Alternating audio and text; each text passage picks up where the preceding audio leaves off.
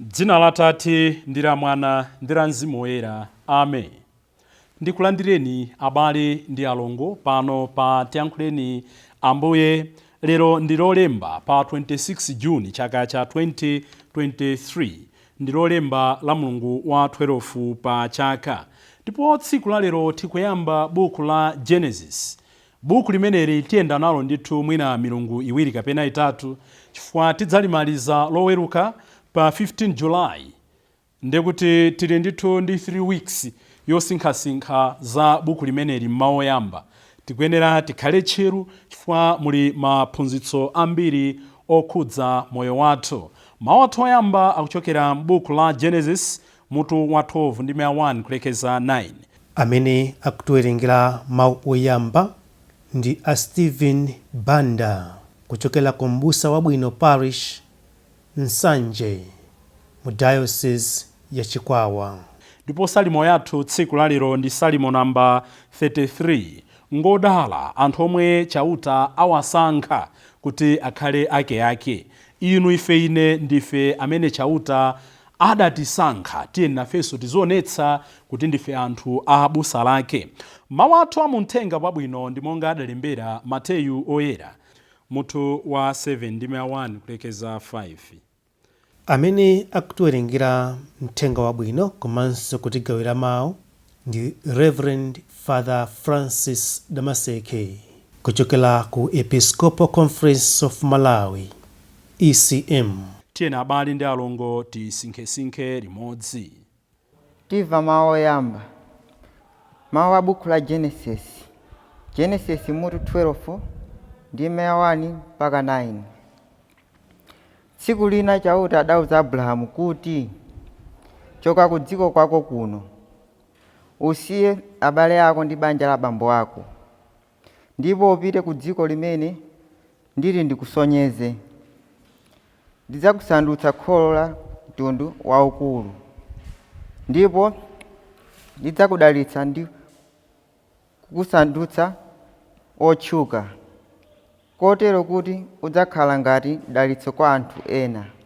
Ndidzadalitsa onse akudalitsa iwe, koma ndidzatemberera aliyense okutemberera.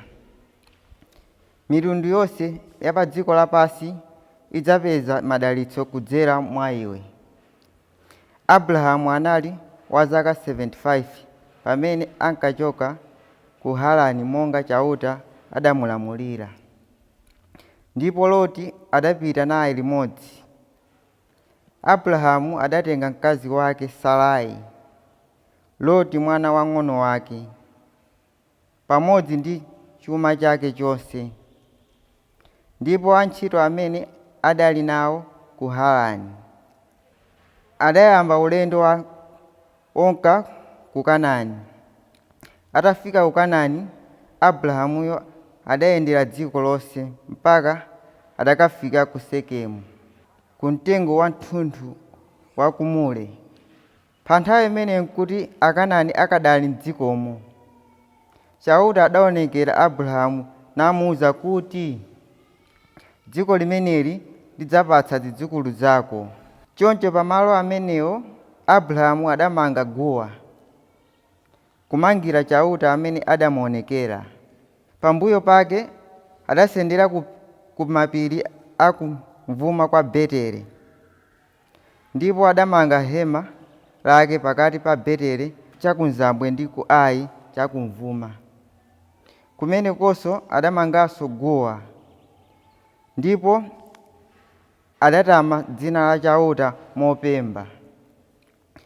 Adapitirira ulendo wake pang'ono-pang'ono kulowera ku Negebu, chigawo chakumwera. Mawu a Ambuye. Tithokoze Mulungu. Ambuye akhale nanu. Mawu amuthenga wabwino monga adalembera Mateyu oyera. Ulemu kwa inu Ambuye. Mutu wa 7 ndi 1 kulekeza 5. Pa nthawi yomweyo Yesu adati, musamaweruze anthu ena kuti ndi olakwa, kuopa kuti Mulungu angakuweruzeni. mmene inu mumaweruzira ena ndi mmenenso Mulungu adza kuweruzireni inuyo. Ndipo muyeso omwe mmagwiritsa ntchito poweruza ena, Mulungu adzagwiritsa ntchito omwewo pokuweruzani inu. Umaoneranji kachitsotso kamene kali m'maso mwa anzako, koma osaganizako za chimtengo chimene chili m'maso mwako momwe? Ungamuze bwanji m'bale wako kuti tayima ntakuchotsa kachitsotso kali m'maso mwakoka, pamene m'maso mwako momwe muli chimtengo? Iwe wachiphamaso, yamba wachotsa chimtengo m'maso mwako, pamenepo ndiye udzatha kupenya bwino kukachotsa kachitsotso kamene kali m'maso mwa m'bale wako. Uthenga wa Ambuye. Ulemu kwa inu Ambuye Yesu Khristu. Abale ndi alongo, monga salimo yathu ikunenera, ngodala anthu amene chauta adawasankha. Inu ndine chauta adatisankha, ndife ake. Tikuyenera moyo wathu wa tsiku ndi tsiku uzionetsa kuti chauta adatisankhadi. This is not an easy journey. Ndi ulendo wa moyo wathu, koma si ulendo wophweka kuti tuyende ayi. Nchifukwa mawu athu oyamba tsiku la lero akutitengera, akutikumbutsa, akutithandiza kuti tilingalire za ulendo wathu wa mchikhulupiriro. Ndi ulendo umene tiuyende monga nanenera m'buku la Genesis limeneli, pamene tikafikire mu Genesis 49 loweruka pa 15 July. Tiyendere limodzi. Tikumbukire kuti buku la Genesis limatithandiza kuzindikira chiyambi cha dziko, chiyambi cha anthu, chiyambi cha inu ndine. Tonsefe tili ndi chiyambi. Kaya ndinu abwana, kaya ndinu ansembe, kaya ndi ndani, tonsefe tili ndi chiyambi. Ngati tili ndi chiyambi, tizidzikumbutsa, it's inevitable that we'll have an end here on earth. Timayiwala zimenezi, tisamayiwale koma. Buku la Genesis, monga timanenera kuti buku la chiyambi, kusonyeza kuti china chilichonse chili ndi chiyambi. Alibe chiyambi ndi Mulungu yekha. Iye ndi monga panali poyamba ndi tsopano ndi masiku onse. Koma the rest of the created world, the created universe, zili ndi chiyambi. Ndipo tikumva kunena kuti monga ndikutsindikira kuti ngati ndili ndi chiyambi, ngati muli ndi chiyambi, be ready that one day somewhere somehow will have an end. Buku la Genesis limagawidwa m'magawo awiri. Tikatenga chapter 1 kukafika chapter 11, limakamba kwambiri za chiyambi chenichenicho cha kulenga dziko, izo ndi izo, kusiyanitsa kumwamba ndi dziko lapansi. Linaumbidwa pophatikizanso nkhani za nthawi imeneyo kuti timvetse bwino chilengedwe chathu. Ndipo tikapita mu gawo lachiwiri limene ndi tikuyamba tsiku la lero, chapter 12 mpaka 50, zimatiuza tsopano za makolo athu oyambaja, Abrahamu, Iseki, Yakobe, nkumatsika m'munsimu. Lero tikuona kuyitanidwa kwa Abrahamu. Pa ulendo umene wafuna ationetse kuti tiyende ndi ndani, tiyende ndi chani, titenge chani, tisiye chani. Pali nyimbo iyi timayimba, makamaka nthawi zina mwina pa maliro, ndineneretu ine mama, ndineneretu ine mama, pa ulendo wanga mama, ulendo wanga mama, sindifuna zambiri ine mama, ndifuna zambiri ine mama, Baibulo ndi nyimbo mama. So titomapitiriza, koma the point is nyimbo itikumbutse kuti moyo ndi ulendo. Every journey sikuti imangopita nkumapita, finally imakhala ndi destination yake. Ulendo lonso makakhala ndi cholinga pothera kuti ndimayenda ndafika apa. Kulipo ulendo umene munthu atha kumangoyenda ayi. Ndipo ulendo umenewu ukutionetsa kuti alipo amene amatituma pa ulendowu. There is a commissioner for this journey. Sikuti ndimangodziyambitsa ndekha ulendo umene. Alipo wina amene adatiuza kuti yamba ulendo. Aliponso amene wina adzatiuza kuti wafika tsopano. Izi ndi zimene tikuona m'mawu yamba. Abrahamu pa age ya 75, Mulungu akumulamula kuti ayambe ulendo wake wa chikhulupiriro. Akumuwuza kuti asiye zonse, asiye abale yake, asiye minda yake, asiye chuma chake, ayambe azipita dziko limene iye sakulidziwa. Mulungu akhala naye. Ambiri timafuna tizikhala moyo uno ngati kuti tidazipanga tokha commission. Nde malo motenga malamulo aye amene ali mwini ulendo, tidayamba kuyikamo malamulo athu. Tikufuna tiziyendetsera moyo monga mmene ine ndifunira, osati monga mmene mwini ulendo wafunira. Ayi, tili ndi ma destination osiyanasiyana. potengera mtunda, kutalika kwa mtunda umene ndikuyenda, kapenanso zimene ndizichita mkatikati mwa ulendomo, Mulungu adayika aliyense kuti atsate malamulo a ulendo umenewu. We must be willing to be uprooted and be planted.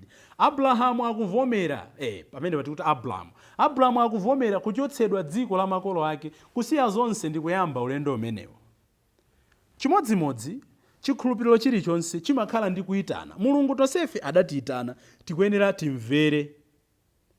Komano akatiyitana choncho ndi kutipatsa path aliyense yake, mkatimo amayikamo tinthu tokometsa ulendo umenewu.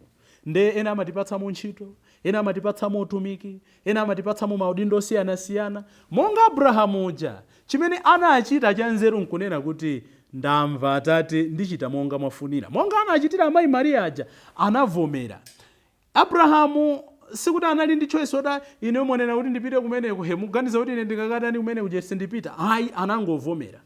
Inunso ifenso nthawi zina Mulungu adatipatsa ulendo umenewu, osati nthawi zina, always adatipatsa ulendo umenewu. Timakumana mwina ndi zinthu zina zoti we may not necessarily kufuna zikanakhala choncho. Nde mwina ena anakupatsani nzanu wa banja amene Mulungu adakonda kuti zikhale choncho, koma iniyo maso anu mpaka pano sakhutira. Simukhala munthu wamtendere ngati simvomereza chiganizo chimene chidachitika m'moyo mwanu.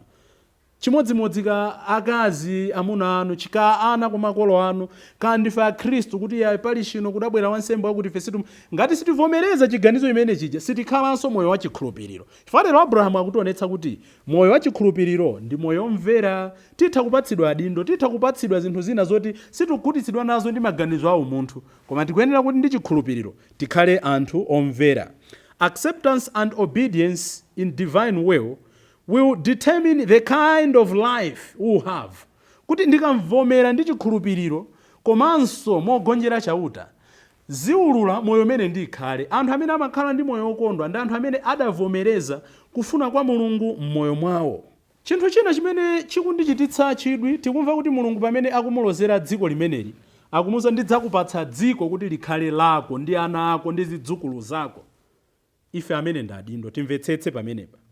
Mulungu sakunena kuti ndidzakupatsa ng'ombe, Mulungu sakunena kuti ndidzakupatsa mbuzi, ndidzakupatsa nkhuku, ndidzakupatsa chani. Akumuza kuti ndidzakupatsa dziko osangoti lako ayi.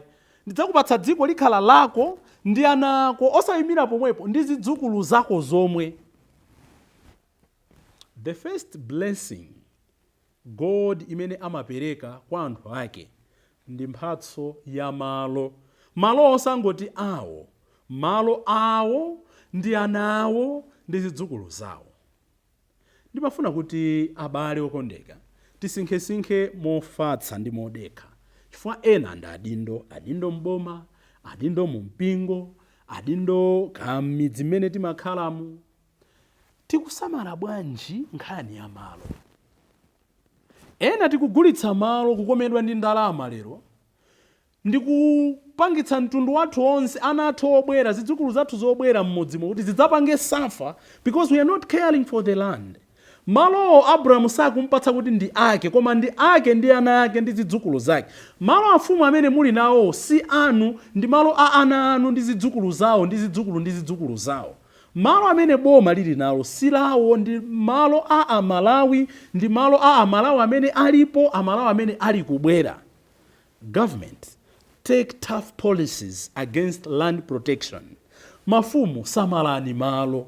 Tikaluzitsa malo mwachisawawa monga mmene tikuchitira, tisadzakhale odabwa ana akubwera, zidzukulu zathu zilibe malo, zitasanduka akapolo m'dziko lawo lomwe. Munthu kuti ndiwe mfulu zimaonekera ndi malo amene muli nawo.